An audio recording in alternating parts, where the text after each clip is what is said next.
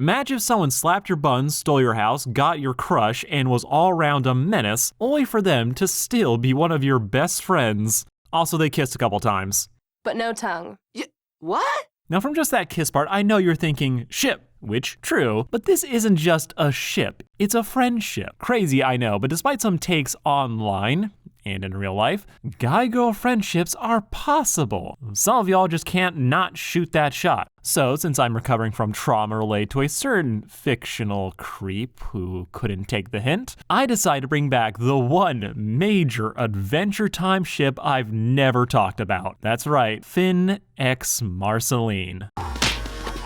Now, for those who don't know their history, Finn x Marceline's chokehold on early Adventure Time was legendary. This was before women were fire and Finn didn't take that L, so with limited options, people naturally gravitated towards Marceline's bad self as one of the top contenders to date the child. But despite some early hints, the story would end up going in a slightly different direction. So to restore my faith in humanity, the cartoon edition, I'm gonna break down what happened between them, why it works, why it was popular, and how it managed to buck certain romantic tropes and create a friendship that so many would come to cherish. And yes, this is therapy because I'm still annoyed about Sheldon.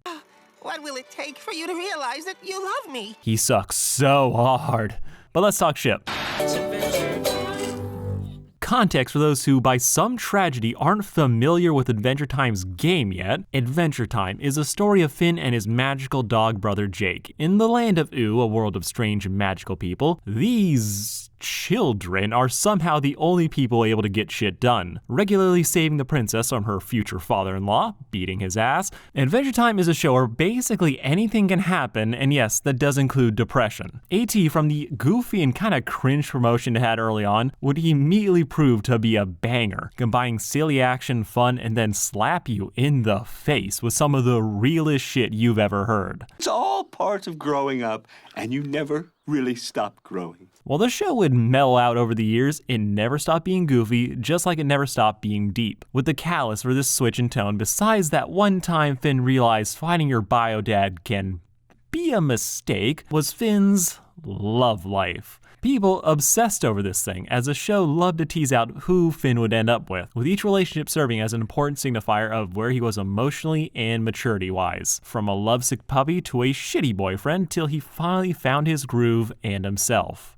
But holy fuck, was the lovesick puppy stage hard to watch.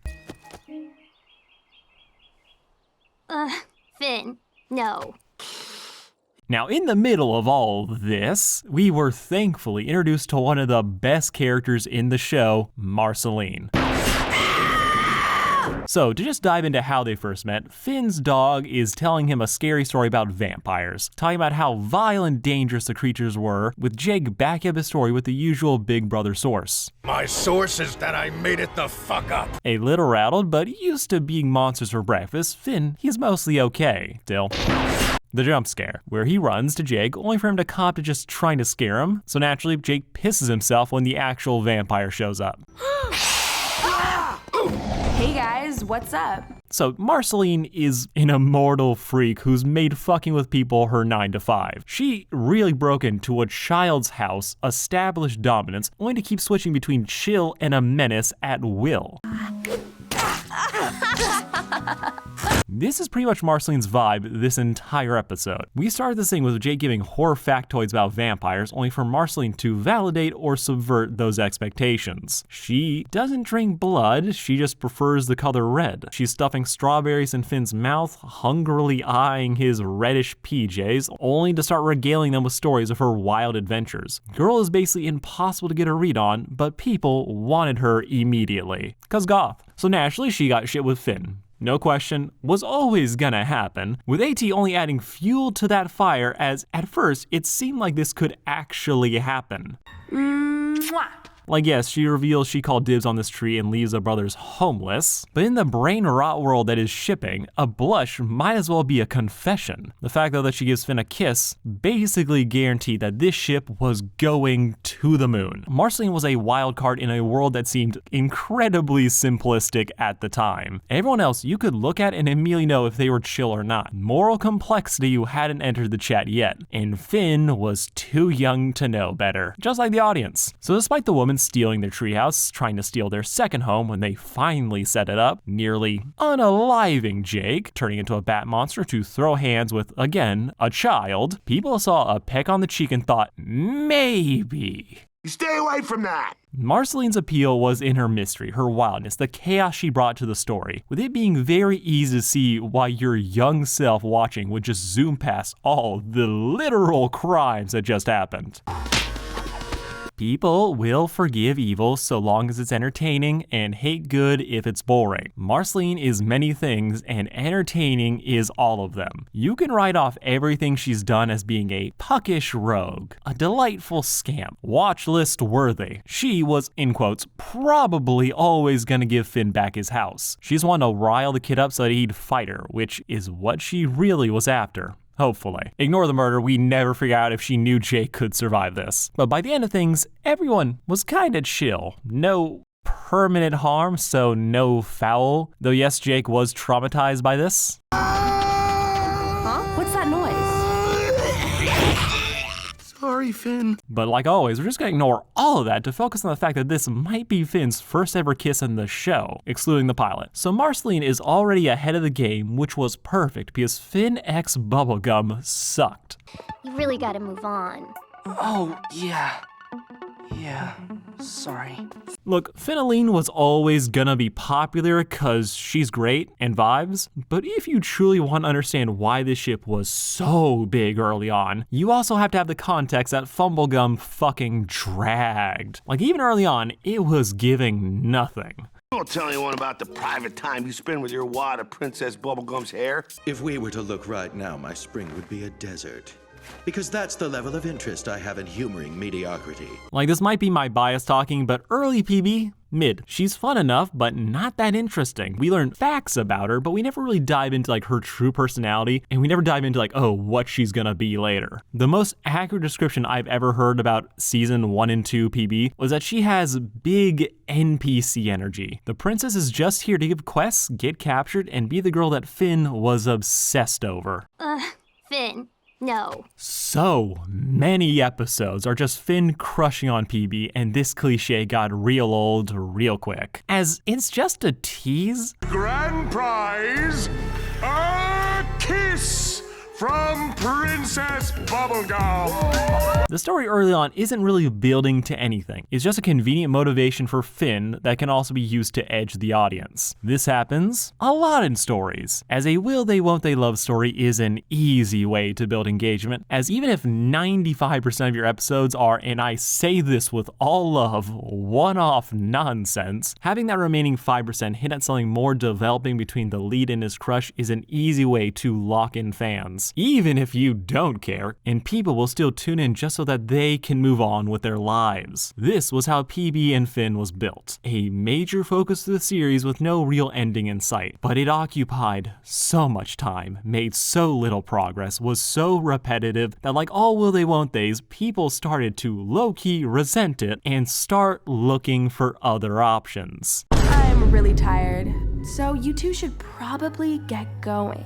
What? I'd like to think of this as a fan mutiny. The show is dragging us towards a foregone conclusion, one that isn't able to develop or undergo radical changes as its love story is meant to be told over a long span of time. So when a more dynamic and interesting example pops up on the scene, people jump ship in droves, both for the other option being legitimately better, but also just out of a sense of rebellion that the show is forcing people to sit through mid, so of course fans are gonna claim anything else could be better. This is your Adragamis, your Zutaras, your Busijimas. Yes, I watch Grand Blue Dreaming, it's so fucking good. Hate the main love story though. A main couple sucking is a breeding ground for people to want alternates. It adds this air of an underdog story. So when an edgy rock and roll anti-villain comes out of nowhere, no shit were people gonna ship Finn with Marceline. She's bad, but also she's proving the more interesting allegations, as it only takes her second episode for Marceline and Finn's relationship to evolve and change, while the other one was completely stagnant. Down by my water!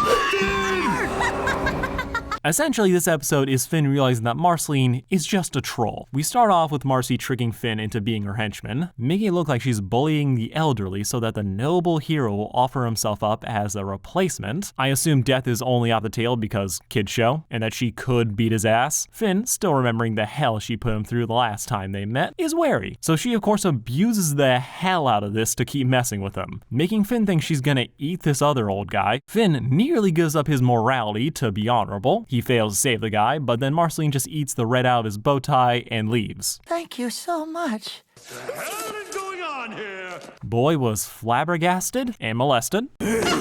Look, this series really loves messing with people's buns. I don't know how else to explain this, then it's a quirk. But because why not have Finn call Marceline honey? He thinks the vampire's gonna attack a castle, so he autopilots his way through a convo till he runs off to warn everyone, only for him to be the one under attack, with Marcy showing to reveal that this isn't an attack, it's a concert for a child's birthday. This is the exact moment Finn realized that Marceline is just fucking with him. Still can't bring himself to maim a seemingly cute plant, because she said so, a decision he comes to regret.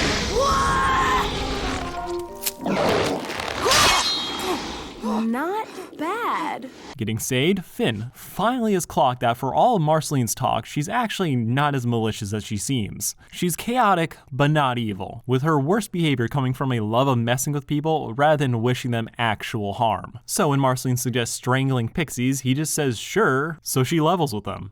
Then Jake tries to kill her. Listen, Marceline is not how she seems. She's a radical dame who likes to play games. Finn, being a bro, decides to save her, and after this, they just chill. Like, they're just genuine friends from here on. And that's what makes this so good. And what made this relationship so tantalizing, as it has these extra layers, and they can actually hang the fuck out without this being, oh, about the crush. The whole Bubble ship is crippled by being more about a kid pining for an older girl. You could replace Bubblegum with a sexy lamp in this situation, and everything Finn does would still track. Also, we gotta talk about the older girl thing, as yeah, Marceline is older than PB. In fact, she's positively ancient. Now I'm mainly bringing this up because a lot of my comments when I posted about it were clutching pearls about the age gap. And I say clutching pearls because it doesn't happen. Finn doesn't end up with Marceline, he doesn't end up with PB. This is one of the few shows where the main hero doesn't just get put down gently. He fully accepts the fact that maybe he shouldn't be chasing these women who aren't into him. And he learns from it, being happy for them to still be in his life the way that they are. Finn is getting pitched a lot of older women, or however old LSP is. But this stuff is addressed. Most of it. We're taking this to the deep end. But I'm not a good swimmer. Don't be scared, Finn. Lumpy's on lifeguard duty. And I think this whole situation for Finn, I think it fits the power fantasy that early AT really ran on. Finn started out on top of the world, then puberty and nuance jumped him, ruining his life so Finn could build a better one. In my experience, most boys did have an older crush at some point or another. I think this is why so many cartoons have this archetype in it. Gravity Falls, Foster's, Loud House, Jimmy Neutron. It's a fantasy because usually, hopefully, it doesn't actually happen. So when a show doesn't follow through with this, I can usually live with it being in the story. If it's addressed, I'm usually confident that the writers aren't gonna drop the ball. And I'm also not really pressed about people shipping this one either, mainly because self-inserts. Such a huge thing. So much so that anytime someone says they shipped Marceline with Finn as a kid, I'm like, oh, so you wanted her. Full disclosure, I did ship Finn with Marceline. Same reason. And also the other part of this is the fact that we see when it comes to Finn's options at this point in the story, no one was really on his wavelength. Every other option was one-off princesses nobody really cared about. PB could be fun, and The Legend of Zelda ruined me into thinking about this ship constantly. But when looking at who Finn was and what he was doing with his time, this monster-hunting, evil-beating hero, frankly, it felt like most all of his other options, none of them could hang. I know better now.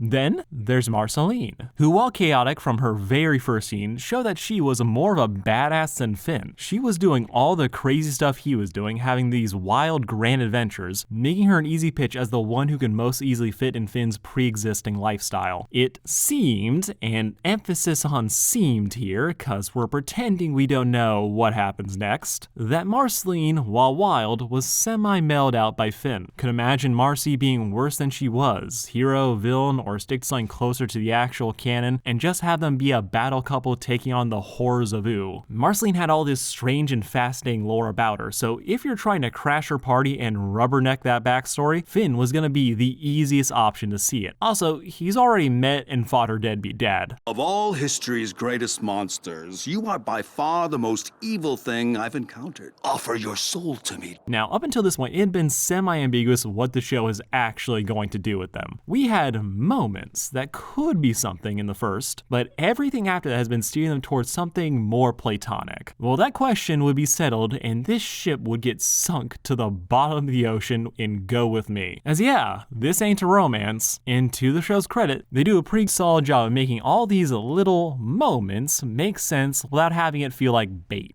They explain a grown woman kissing a child? Saying that. So the impetus for this story is that Jake is a dumbass. He says it's couple night at the movies and says that Finn needs a +1 to get in. Someone explicitly who Finn can mac on given the mood. Jake, he's a classic older brother. He'll give some amazing sage advice only to follow it up with some of the dumbest shit you've ever heard. As he, rather than just including his brother or letting him bring a rando, Jake insists that he's gonna need a date. And if you disagree with my assessment of Jake, well, let's just play the next clip. She doesn't want to go. Yeah, she does. We just need to help her to realize she wants to go to the movies with you. Wise, but a dumbass. Dragging his bro to jeopardize another relationship, Jake phones Marceline to be Finn's wingwoman to help get PB. Yes, she's already in his walls. Don't worry about it. From here, Finn gets caught in a loop between listening to the two people giving him horrible advice. Jake has dressed up Finn like a Ren Fair reject. Marceline, low-key, feels like she's sabotaging Finn, suggesting that they put wolves in PB's room while she sleeps to, quote, that heart pumping. And to touch on this, I am almost 100% sure that the writers hadn't planned for PB and Marcy to be exes at this point in the story. But in hindsight, this whole sequence is crazy, as Marceline is just using this tween to fuck with her ex. As with the knowledge that she has and just pure common sense, I think it's pretty safe to say Marceline sabotaging Finn to just mess with PB is one of the more obvious interpretations you can draw. She may say she knows what a girl likes, but Marceline only has Finn do what she likes. Fighting, running with wolves, living for that thrill, all the things that PB clearly doesn't like. Pretty exciting, right? So yeah, the plan fails. Then, it's later at Finn's place that Marceline and him share an interesting scene. And anyway, I, for one, think you're pretty great.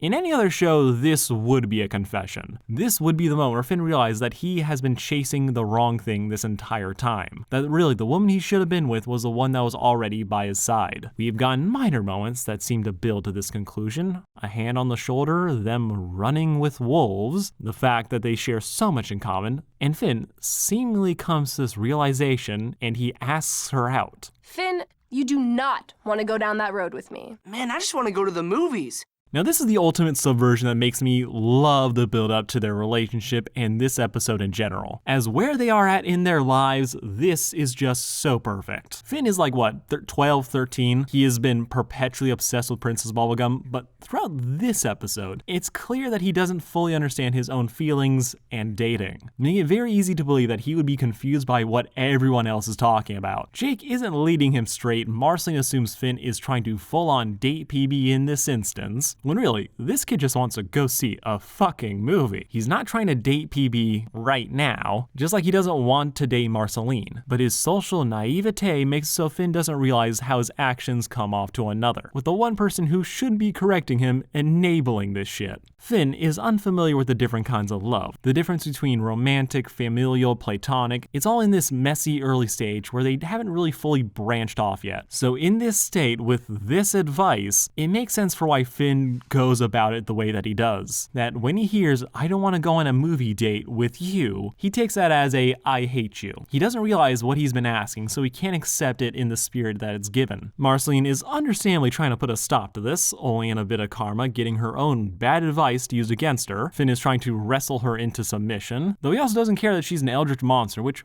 that is points. But when everyone talks it out, Marceline realizes that this is just a movie. She goes back to being down, and the two go as friends, only to dip the second things get too horny.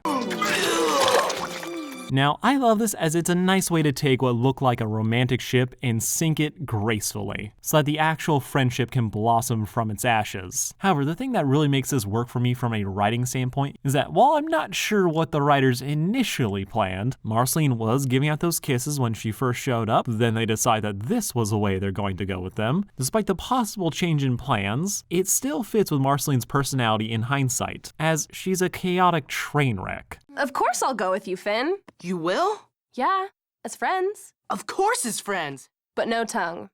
What? Marceline loves to mess with people. She likes subverting people's expectations and watching them squirm as a result. So I would believe that she would go from making Finn think that she was gonna rip his throat out, only to kiss him on the cheek instead, just to mess with his head. I do think that the latter kiss on the cheeks feels baity, so this story can happen, as she doesn't really give out friend kisses like this ever again. But it fits with Marceline, where I feel like in other examples, it's just there for the audience's sake. And to do a throwback, in the Thundercats reboot, Cheetara is made out to be very touchy-feely. Lino thinks she's in love with him, he is fighting with his brother about it, and the actual truth makes everything that came before it feel like a lie. As if Cheetara being like this was a character trait, people act differently with those they're friends with. Some people can be supportive, others can be supportive with a sultry voice while touching his shoulders. I would love to see more variation of how people interact physically with their friends in animation, as some behavior feels like it's too restricted, as it's basically just restrained to just being purely romantic. When some places, a kiss on the cheek is just good manners between friends. However, in Thundercats, that shit is just here to set up a bullshit love triangle when Cheetara only wants his brother. But we gotta do this to make the bros mad and pissy at each other. Touch isn't Cheetara's love language, it's a plot device to justify the boys being mad. And you know it's a plot device and a lie to her character because the story drops as part of who she is the second it's not convenient to the story, and it's not applied to anyone else. In contrast, Marceline, this absolutely tracks. She's chaotic and enjoys pushing people's buttons by breaking boundaries. So I think she realizes that the child may have taken this the wrong way, and that would be enough to get her to stop. Marceline's arc throughout the show is about her maturing as a person. She had a bad breakup and doubled down on being terrible. That if her ex cared so much about these little people, she was gonna not care at all. But coming back, settling down, building friendships with non-toxic people, it helps her realize just how shitty she has been, the mistakes she's made, and just how awful some of her old friends were, who straight up tried to kill Finn and Jake for a comedy. But getting to know Finn is the thing that grounds Marceline enough to experience all of this, to reconnect with PB instead of avoiding and messing with her. Finn, meanwhile, got a lifelong friend with someone he knew would always have his back. Whenever she was dealing with personal stuff, Finn would drop everything to come help her, and she would always do the same. While not his match, Marceline's more wild lifestyle would be set up for Finn's ultimate endgame later on, as Finn likes to live on the wild side, and he ended up with a girl that lived and killed in it. Huntress Wizard is really a good fit for Finn because they also lived a similar active and crazy lifestyle. She finally matched his freak, with him not nuking this relationship as he finally knows better.